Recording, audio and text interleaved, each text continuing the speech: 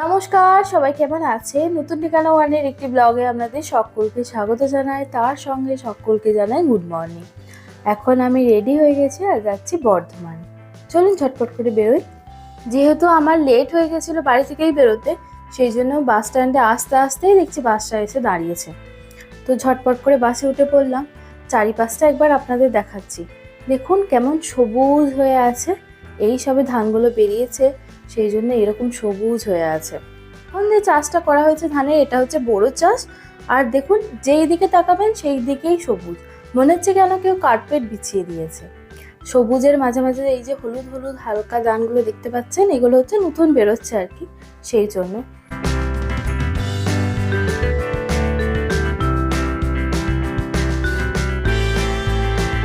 চলে এলাম বর্ধমান আর যাচ্ছি টার্টলসে। ওই যে মেন চয়ার আছে, তো ওখান থেকে কিছু জামাপত্র দেখবো, সেই জন্যই যাচ্ছি।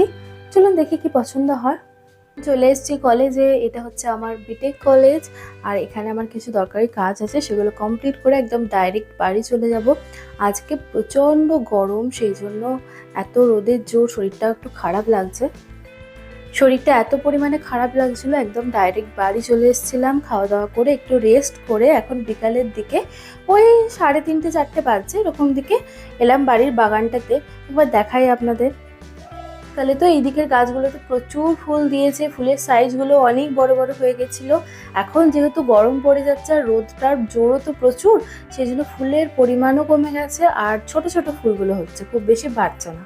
আর এই গরমটা পড়ে গেলে পুরো দমে তখন মনে হয় এই ফুলগুলো আবার শুকিয়ে যাবে গাছগুলো। চন্দ্রমল্লিকা লাগিয়েছিলাম আর ডালিয়া লাগিয়েছিলাম, এখন একটু গাছগুলো ছোট হয়ে আছে। আর এইদিকে দেখুন ফুলের কালারটা পিঙ্ক হয়েছে, কিন্তু সাইজটা অনেকটাই বড় হয়েছে।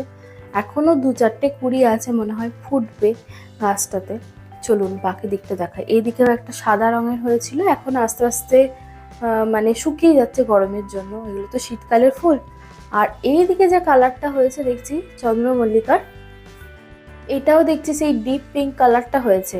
যখন মেমারি থেকে গাছ দুটো এনেছিলাম তখন ওরা বলেছিল যে একটা লাল হবে আর একটা পিঙ্ক হবে, নাহলে একটা সাদা একটা পিঙ্ক, এরকম কালার ছিল। কিন্তু এইদিকে দেখছি দুটোই পিঙ্ক হয়ে গেছে।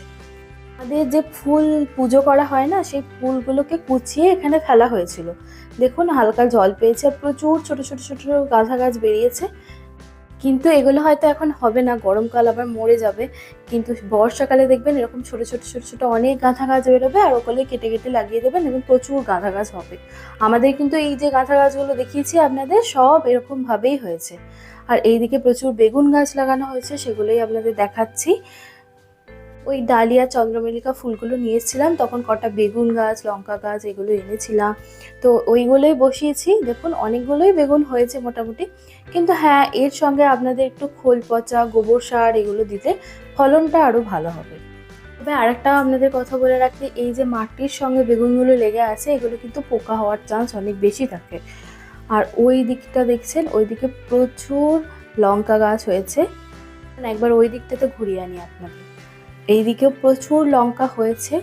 দাঁড়ান একদম ক্লোজ থেকে আপনাদের দেখাই, তাহলে বুঝতে পারবেন আপনারা। এই গাছে সার বলতে মা ওইগুলোই ব্যবহার করে। দেখুন ফলনটাও প্রচুর ভালো হয়েছে আর সাইজগুলো কত বড় বড় হয়েছে। আমি আছি এখন বাবার বাড়িতে, আর সব থেকে বেশি আকর্ষণ এই বাগানটাতেই থাকে। কারণ বাগান আমার ফেভারিট জিনিস, আমি গাছ লাগাতেও ভালোবাসি, গাছের যত্ন করতেও ভালোবাসি।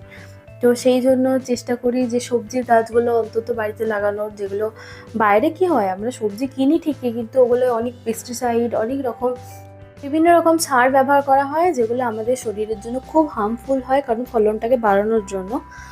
বাড়িতে হলে কি খোলের জল গোবর সার এগুলো যদি ইউজ করেন, তাহলে গাছেরও একটা পুষ্টি বৃদ্ধি পায়, প্লাস মাটির উর্বরতা বাড়ে, আর আপনাদের এইগুলো হার্মফুলও হয় না সবজিগুলো খেলে।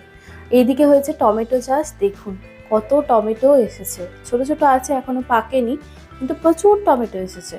এরকম ফুলের গাছ এনেও আপনারা লাগাতে পারেন, বাড়ির সৌন্দর্যতা বৃদ্ধি করে। আর সব থেকে বড় কি জিনিস জানেন তো, মনের শান্তি অনেক পাওয়া যায়। প্রচুর ধনে গাছ হয়েছে, ধনে গাছগুলো যেহেতু পরে দেওয়া হয়েছিল এখন ওই জন্য ছোটো ছোটো আছে, বাড়েনি। এখন তো এবার কাঁঠালি হওয়ার সময়, সেই জন্য প্রচুর কাঁঠাল ধরেছে ছোটো ছোটো ছোটো ছোটো। আর অনেকগুলো কাঁঠাল গাছ ছিল আমাদের বাড়িতে, এখনও প্রায় 3-4টে কাঁঠাল গাছ আছে। মানে লোককে দিয়ে খেয়ে সেটাও শেষ করা যায় না, এত পরিমাণে কাঁঠালগুলো হতো। আর অনেক রকমের হতো, মানে খাজাও হতো, নর্মালও হতো। এখন এই যে কচি কচিগুলো আছে না এঁচোড়, এইগুলো খেতেও খুব ভাল লাগে। এতগুলো পরিমাণে হয়েছে মানে সবকটাই যে বাড়বে বা নর্মাল হবে সেরকম নয়, অনেক সময় কালো কালোও হয়ে যায়, বাড়তে বাড়তে অনেক পোকাও লেগে যায়, কিন্তু পরিমাণ অনেকটাই হয়। আর পেঁপে গাছও আছে এখানে, প্রচুর পেঁপে ছোট ছোট ছোট ধরে আছে, অনেকগুলোই পেঁপে গাছ আছে।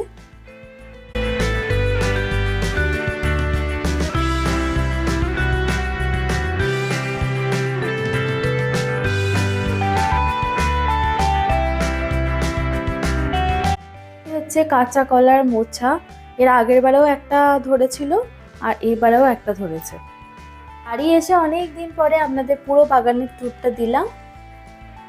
এখনো প্রচুর টমেটো গাছ আছে, টমেটো ছোট ছোট হয়ে আছে, অনেকে কাঁচা টমেটোরও চাটনি করে খান, কিন্তু আমার পাকা টমেটোই ভালো লাগে। তো সেই জন্য এখন এগুলো পাকার জন্য রেখে দিয়েছে, আর 2-3 দিন পরেই হয়তো পেকে যাবে যেগুলো বড় হয়েছে।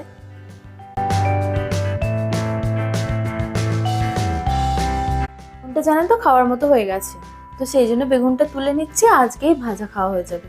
টাটকা বেগুন খেতে খুব ভালো লাগে। তাহলে ভিডিওটা আজকে আর বাড়াচ্ছি না, ভিডিওটা আজকে এই পর্যন্তই রাখলাম। নতুন ঠিকানা ওয়ান চ্যানেলটাকে অবশ্যই সাবস্ক্রাইব করে দেবেন। ভিডিওটা কেমন লাগলো আমাকে লিখে জানাবেন একটা ছোট্ট কমেন্টের মাধ্যমে, ভালো লাগলে একটা লাইক করে দেবেন। আপনারা সকলেই সুস্থ থাকুন, ভালো থাকুন, দেখা হচ্ছে খুব শীঘ্রই পরের একটা ব্লগে।